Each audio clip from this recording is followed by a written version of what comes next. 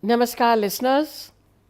We are back again with another very important and very interesting episode which took place in Indian history in the modern period. And this was popular resistance to the British rule in India. Now, before we really start the lesson and the discussion, I must tell you the reasons why the Britishers came to India.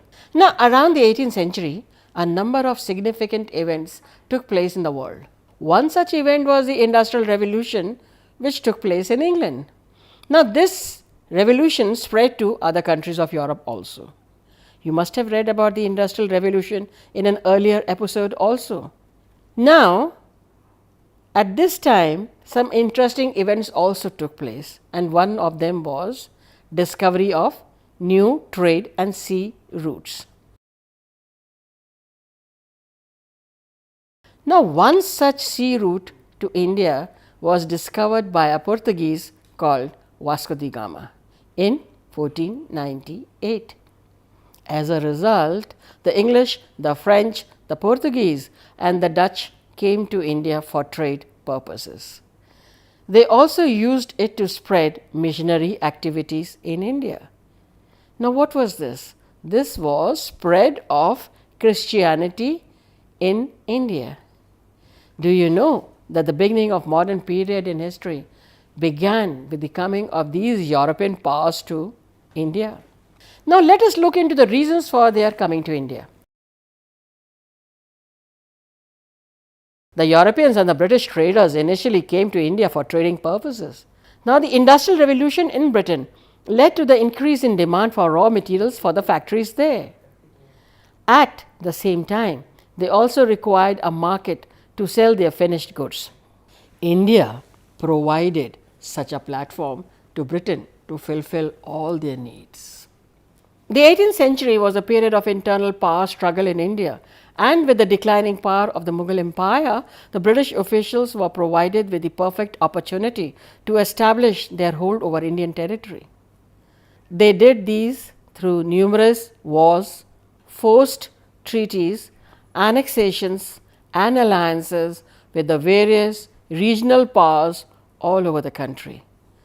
Their new administrative and economic policies helped them consolidate their control over the country. Their land revenue policies helped them keep the poor farmers in check and get huge sums as revenues in return. They forced the commercialization of agriculture with the growing of various cash crops and the raw materials for the industries in Britain. With the strong political control, the British were able to monopolize the trade with India. They defeated their foreign rivals in trade so that there could be no competition. They monopolized the sale of all kinds of raw materials and brought these at low prices, whereas the Indian weavers had to buy them at exorbitant prices. Heavy duties were imposed on Indian goods entering Britain so as to protect their own industry. Various investments were made to improve the transport and communication system in the country to facilitate the easy transfer of raw materials from the farms to the port and of finished goods from the ports to the markets. Also, English education was introduced to create a class of educated Indians who would assist the British in ruling the country and strengthen their political authority. Do you know that all these measures helped the British to establish, consolidate, and continue their rule over India? Now, British colonial rule had a tremendous impact on all sections of Indian society. Can you imagine being ruled by some strangers year after year? No, we cannot. Most of us were born after 1947, when India had already become independent. Do you know, when the British conquered India and colonized its economy, they faced stiff resistance from the people. there were a series of civil rebellions. These rebellions were led by rulers who were deposed by the Britishers. Ex-officials of the conquered Indian states, impoverished zamindars and polygars. It brought together people having different ethnic, religious and class background against the British rule. Now we should be able to discuss about some of these important popular uprisings, their nature and their importance. Can you think of a reason why these resistance movements are called popular? Was it because of the large number of people who participated in them? Or was it because of the success they met with? Why people resist? They resist when they feel that their rights are being taken away. That means all resistance movements started against some form of exploitation. British rule, whose policies had undermined rights, status and economic position of Indians, symbolized this exploitation. The protest and resistance was mainly offered by the displaced ruling classes, peasantry and tribals. For example, when Warren Hastings attacked Benares and imprisoned Chet Singh to fulfill his unjustified demand of money and army, the people of Benares rebelled. In Madras Presidency, polygars rebelled when the British tried to snatch away their military and land rights. Interference in religious practices also was a very important cause of these popular rebellions. Often these revolts were anti-Christian. This was due to the socio-religious reforms introduced by the British, which were unacceptable to the people.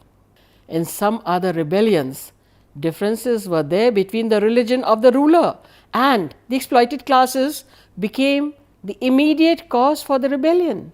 This happened in Mappila rebellion of Malabar region. Here, the Muslim peasantry fought against the Hindu landlords and moneylenders.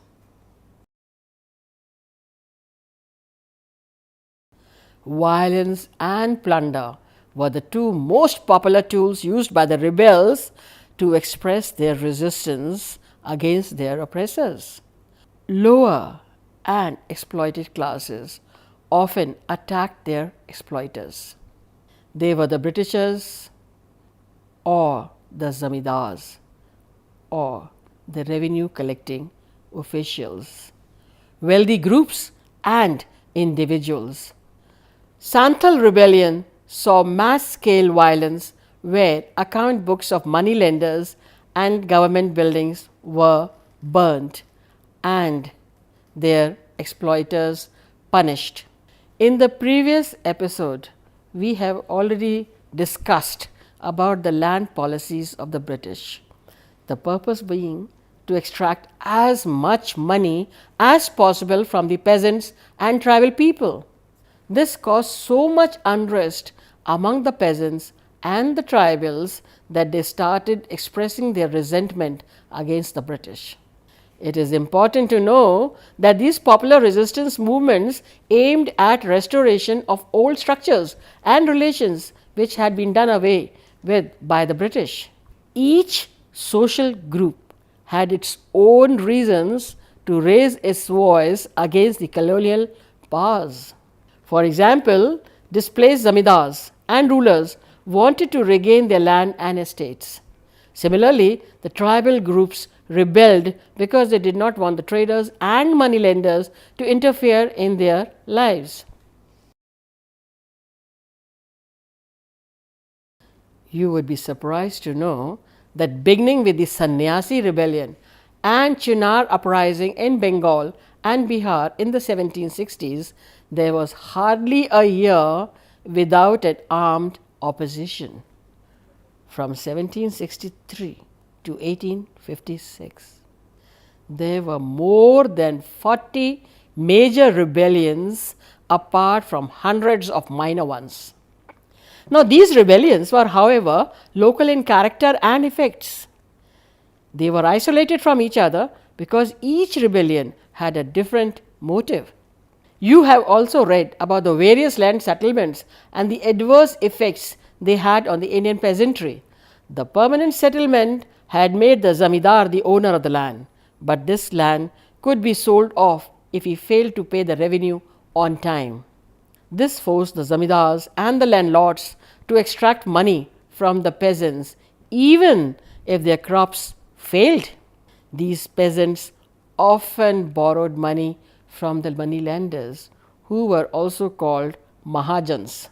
The impoverished peasants could never pay back this borrowed money. This led to many hardships like extreme poverty and being forced to work as bonded laborers. Hence, the lower and exploited classes often attacked their exploiters. Failure to pay by the zamindars also meant that the land would be taken away by the British. The British then would auction this land to the highest bidder. Now, this bidder often came from the urban areas. The new zamindars from the city had little or no interest in the land. They did not invest money in seeds or fertilizers to improve the fertility of the land, but only cared to collect as much revenue as they could. This proved destructive for the peasants, who remained backward and stagnant.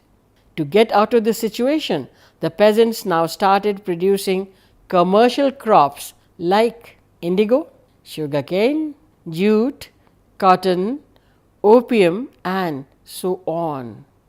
This was the beginning of commercialization of agriculture.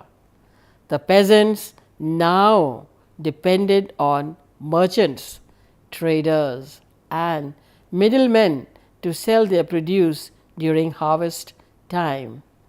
As they shifted to commercial crops, food grain production went down. Less food stocks led to famines. It was therefore not surprising that the hungry peasants revolted. Now, we shall discuss some of these revolts which took place on account of the British policies. One of the important uprisings and rebellions were the Fakir and Sannyasi rebellions, which took place between 1770 and 1820s. The establishment of British control over Bengal after 1757 led to increase in land revenue and the exploitation of the peasants. The Bengal famine of 1770 led to peasants' revolt whose lands were confiscated, displaced zamindars, disbanded soldiers, and poor people to come together in a rebellious mood. They were joined by the sannyasis and the fakirs. Now, who were these fakirs? These fakirs were a group of wandering Muslim religious mendicants in Bengal. Two famous Hindu leaders who supported them, Bharbhavani Pathak and a woman, Devi Chaudharani. They attacked English factories and seized their goods, cash, arms, and ammunition. Mazloom Shah was one of their prominent leaders. They were finally brought under control by the British at the beginning of the 19th century. The Sannyasi uprising took place in Bengal between the periods of 1770 and 1820s. The Sannyasis rose in rebellion against the great famine of 1770 in Bengal, which caused acute chaos and misery. However, the immediate cause of the rebellion was the restrictions imposed by the British upon pilgrims visiting holy places among both Hindus and Muslims. The British adopted many ways through which they could increase their profits, and this led to the Indigo uprising. They started interfering with the basic means of livelihood of the people. Not only did they introduce new crops, they also brought new techniques of farming. Heavy pressure was put on the zamindars and peasants to pay high taxes and grow commercial crops. One such commercial crop was indigo. The cultivation of indigo was determined by the needs of the English cloth market. The discontent of the farmers growing indigo was mainly for three reasons. One of the most important reasons were they were paid very low prices for growing indigo. Secondly, indigo was not at all lucrative as it was planted at the same time as food crops. This led to loss of fertility of the soil because of planting indigo. As a result, food stocks declined. The peasants suffered at the hands of the traders and the middleman on whom they depended to sell their goods, sometimes even at very low prices. They supported the zamindars to maintain their dominance and deal with the problems in administrating these areas. The peasants launched a movement for non-cultivation of indigo in Bengal. Hindus and Muslims together went on strike and filed cases against the planters. They were supported by the press and the missionaries. The government passed orders in November 1860 notifying that it was illegal to force the Rayats to cultivate indigo. This marked the victory for the rebels. And then came the Farazi movement. Now, this Farazi movement took place between 1838 and 1848. This was the first ever no tax campaign against the British government led by Sharitullah Khan and Dadu Mian. Their band of volunteers fought heroically with the armed group of indigo planters and zamindars. It brought together all the cultivators of Bengal against the tyranny and illegal extractions by the landlords. Then the Wahhabi movement. Now, the leader of this movement was Syed Ahmad Barelvi of Rai Bareli, who was greatly influenced by the teachings of Abdul Wahab of Arabia and Shah Waliullah, a Delhi saint. The movement was primarily religious in its origin. It soon assumed the character of a class struggle in some places, especially in Bengal. Irrespective of communal distinctions, peasants united against their landlords. Now, let us see into the significance of these revolts. The aggressive economic policies of the British shattered the traditional agrarian system of India and worsened the condition of the peasants. The peasants' revolt taking place in various parts of the country were mainly directed at these policies. Though these revolts were not aimed at uprooting the British rule from India, they did create awareness among the Indians. They now felt a need to organize and fight against exploitation and oppression. In short, these rebellions prepared the ground for various other uprisings such as the Sikh Wars in Punjab and finally the revolt of 1857. Another group of people who revolted against the British rule were the tribals of India. The tribal groups were an important and integral part of Indian life. Before their annexation and subsequent incorporation in the British territories, they had their own social and economic systems. These systems were traditional in nature and satisfied the needs of the tribals. Each community was headed by a chief who managed the affairs of the community. They also enjoyed independence regarding the management of their affairs. The land and forests were their main source of livelihood. The forest provided them with basic items which they required for survival. The tribal communities remained isolated from the non-tribals. The British policies proved harmful to the tribal society, destroyed their relatively self-sufficient economy and communities.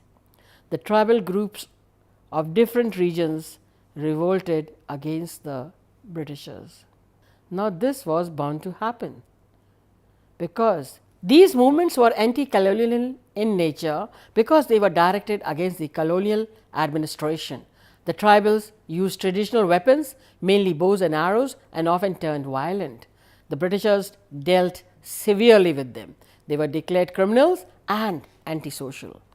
Their properties were confiscated, they were imprisoned, and many of them were hanged. The tribal movement in India remained confined to some regions only, but it did not lag behind other social groups as regards participation in the anti colonial movements. We will discuss these movements here. One of them was the Santhal rebellion, which took place between 1855 and 1857. The area of concentration of the Santhals was called Damaneko or Santhal Pargana. It extended from Bhagalpur in Bihar in the north to Orissa in the south, stretching from Hazaribagh to the borders of Bengal. The Santhals, like other tribes, worked hard to maintain their lives in the forest and wild jungles. They cultivated the land and lived a peaceful life, which continued till the British officials brought with them traders, moneylenders, zamindars, and merchants. They were made to buy goods on credit and forced to pay back with a heavy interest during harvest time. As a result, they were sometimes forced to give the Mahajan not only their crops but also plough, bullocks, and finally even the land. Very soon they became bonded labourers and could serve only their creditors. The peaceful tribal communities were now up in arms against the British officials, the zamindars, and the moneylenders who were exploiting them. Sidhu and Kanu were leading Santhal rebel leaders. They gave a heroic fight to the British government. Unfortunately, the Santhal rebellion was crushed in an unequal battle, but it became a source of inspiration for future agrarian struggles. Another important rebellion was the Munda rebellion, 1899-1900. One of the most important and prominent rebellions which took place after 1857 was the Munda rebellion. Now, who were these Mundas? Mundas were a group of tribals who traditionally enjoyed certain rights as the original clearer of the forest, which was not given to the other tribes. But this land system was getting destroyed in the hands of the moneylenders and the merchants long before the coming of the British. But when the British actually came into these areas, they helped to destroy this system with a rapid pace when they introduced contractors and traders. These contractors needed people to work with them as indentured labourers. This dislocation of the Mundas at the hands of the British and the contractors gave birth to the Munda rebellion. The most prominent leader of this rebellion was Birsa Munda, who was more aware than the others as he had received some education from the British missionaries. He encouraged his tribe people to keep the tradition of worshipping of the sacred groves alive. This move was very important to prevent the Britishers from taking over their wastelands. For this, the Birsa Munda fought against the moneylenders, the Mahajans, and the English officials. He attacked police stations, churches, and missionaries. Unfortunately, the rebels were defeated and Munda died in prison soon after in 1900. But his sacrifice did not go in vain. The Chota Nagpur Tenancy Act of 1908 provided some land ownership rights to the people and banned bonded labor of the tribals. Birsa Munda became the architect of Munda rebellion and somebody who is remembered even today. Another very important rebellion which took place during this time between 1860 and the 1870s was the Jaintia and the Garo rebellion. After the first Anglo-Burmese war, the British planned the construction of a road connecting Brahmaputra Valley, that is present day Assam, with Sylhet, that is present day Bangladesh. The Jaintias and the Garos in the northeastern part of India, that is present day Meghalaya, opposed the construction of this road, which was of strategic importance to the British for the movement of troops. In 1827, the Jaintias tried to stop work and soon the unrest spread to the neighbouring Garo hills. Alarmed, the British burnt several Jaintia and Garo villages. The hostilities increased with the introduction of house tax and income tax by the British in 1860s.